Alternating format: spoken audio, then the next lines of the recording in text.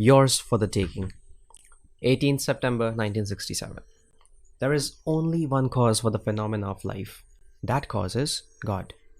Housed in you, God is a person in the most literal sense of the word. Believe me, for I know this from experience. God the Creator is pure imagination, working in both the depth of your soul. God began a good work in you and He will bring it to completion on the day God's creative power is unveiled in you. God's creative power and wisdom is defined in Scripture as Christ. When Christ unveils Himself in you, you will know you are God's power and God's wisdom. God, your own wonderful human imagination, underlies all your faculties, including perception, and streams into your surface mind least disguised in the form of creative, productive fantasy. When you ask yourself what you can do to transcend your present limitation of life, you are dwelling upon the means. God does not ask you to consider the means but to define the end. Speaking to you through the medium of desire, God asks the question, "What wantest thou of me?" Then He tells you not to be concerned with the ways and means, for His ways are unsearchable, they are inscrutable and past finding out. This statement you will find in the 11th chapter of the book of Romans. So don't be concerned as to how God will fulfill the end. Only know that He will. Can you believe your desire is fulfilled? Can you believe it is true? If you can, it is yours for the taking, for nothing is impossible to one who believes. Now let me share with you 3 stories which came to me during the summer. The first letter was from my friend Benny. In it he told of lying prone on his bed face down when he felt as though someone grabbed his shoulders, and as he was lifted up he heard the words, "Take a stand." Intuitively, he knew he had to make the decision now as to whether he was going to believe that imagining creates reality or disbelieve it. Scripture tells us, "He who is not with me is against me. There is no neutral ground, for I have not come to bring peace, but a sword. To set an against his father and a daughter against her mother." Why? Because a man's enemies are within him. Everyone must eventually take the stand that imagining creates reality and swim or sink with this concept. Now, a few days later, while in meditation, Benny felt himself being held from behind by 3 men. As they raised him, he watched the sun rise and heard the words, "Look, behold," and recognition. And he remembered a passage from my book, "Your faith is your fortune." Recognition of this truth will transform you from one who tries to make it so into one who recognizes it to be so. Soon after this, a friend asked Ben to pray for him. He wanted to be the property manager of the company he worked for. Although he had been passed by year after year, Benny told him what to do and imagined hearing the friend tell him the job was now his. A few months later, the job was vacated and his friend was given the position with an increase in salary and greater responsibility, just as he had imagined. What did Benny do? He imagined. To whom did he pray? To his own wonderful human imagination. God, the creator of all life, is like pure imagining in you, underlying all of your faculties, including perception. He streams into your surface mind least disguised in the form of productive fantasy. Benny took a stand. He prayed for his friend and believed his prayer was answered. He tested himself and the windows of heaven opened and poured forth blessings for all to see. Now Benny knows that with God, all things are possible. God is your mightier self. Emptying himself, God took on the form of a slave and is now found in the likeness of man.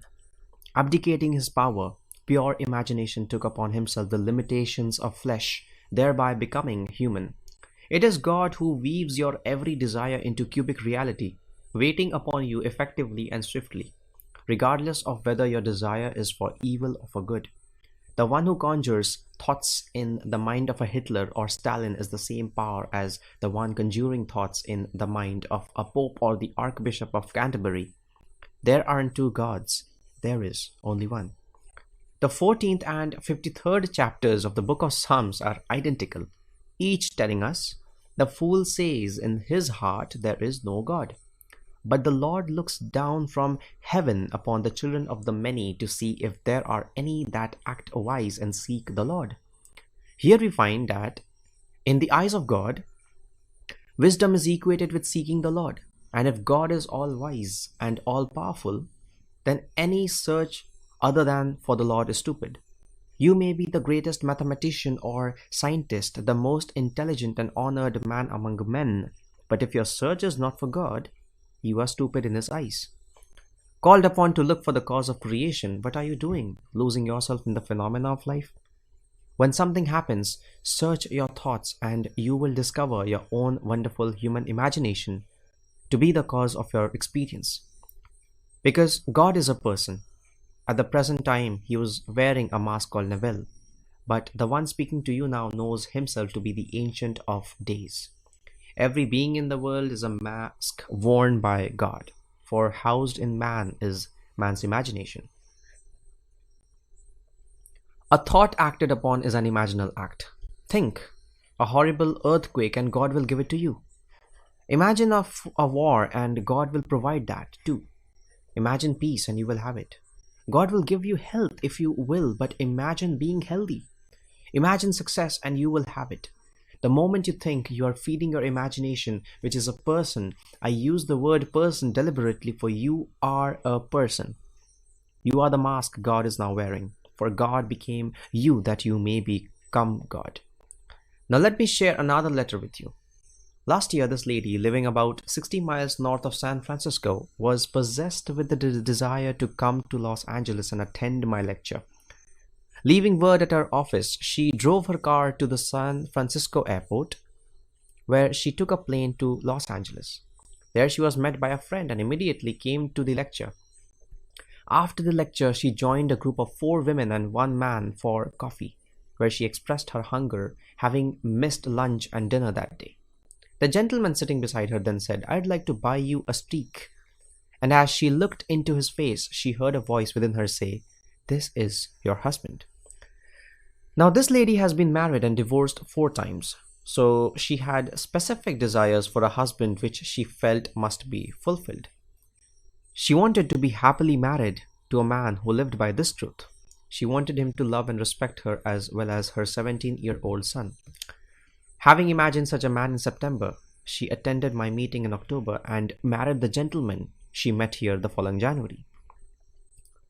The gentleman added his story to her letter saying, "Having played with the idea of being married, I went to a pawn shop last September and purchased a plain gold band which I placed on the 3rd finger of my left hand. Every day I wore the ring and every night I slept in the feeling of being happily married. My friend thought he could not get the feeling of being married without a physical aid, but you don't need anything outside of your imagination to catch the mood." Having been an alcoholic, this gentleman imagined his wife never mentioned his past, for although he had not tasted alcohol for 9 years, he had paid the price in his search for God. You see, the alcoholic is searching for truth. Thirsty, he finds a false spirit in the form of alcohol, while those who will not touch it and criticize those who do haven't even started their search. But I have news for them. One day they too will know a hunger which will not be satisfied by bread. They will know a thirst so great they will make the mistake of clothing it in the form of a bottle, but because it will be a false thirst, the thirst will remain. Then they will discover the true hunger and the true thirst, which is for the hearing of the word of God. Now in the 3rd letter, a gentleman writes, "Having borrowed from the bank every month when I sent in my payment, I reduced the total amount in my record book. One day, as I was writing my check and recording its payment, I closed my eyes and saw 2 zeros under the balance due column. Then I gave a sigh of relief because the note was paid. For the next 3 months, I persisted in seeing those double zeros and rejoicing in being debt-free. Then came an unexpected surprise. Our company paid us all a mid-year bonus, which was so large I was able to pay all of my bills, including the bank loan, and deposit the rest in the bank. Now I think this gentleman and I must be 2 peas in the same pod, because money seems to burn in his pocket too. Instead of keeping the money in the bank as the rational-minded do, my friend began to think about how to spend it. So of course he found a way. He bought a tape recorder to bring and record my message. To whom did my friend turn when he wanted the bank loan paid? He turned to God. He did not get down on his knees and ask some outside God to do it for him. He didn't go to church and consult a priest, rabbi, or minister. He didn't contact a so-called truth teacher, but simply closed his eyes to the obvious and saw 2 zeros in the balance due column. Then, for the first time in the history of his company, a mid-year bonus was paid. This happened to him because of his use of law and his knowledge of who God is. Not everyone who seeks God finds him, but there are those like Philip that when they find him, they bring their brother Nathaniel. Andrew found Jesus and brought Peter. You, too, will find Jesus when you exercise your imagination and bring those you love to his awareness. If great wealth befell you, would not your wife, your children, as well as those in your immediate circle benefit from your good fortune? And if it befell them, would it not befall you? So we benefit each other as we search out God and test him. Revelation tells us to be either hot or cold, but never to be lukewarm. If you do not believe me to the point of testing the law, you are lukewarm. But one day, like Ben, you will take a stand. You will either be for me or against me. You will try to believe that imagining creates reality or reject it. You will be hot or cold about it, and that is better than being lukewarm.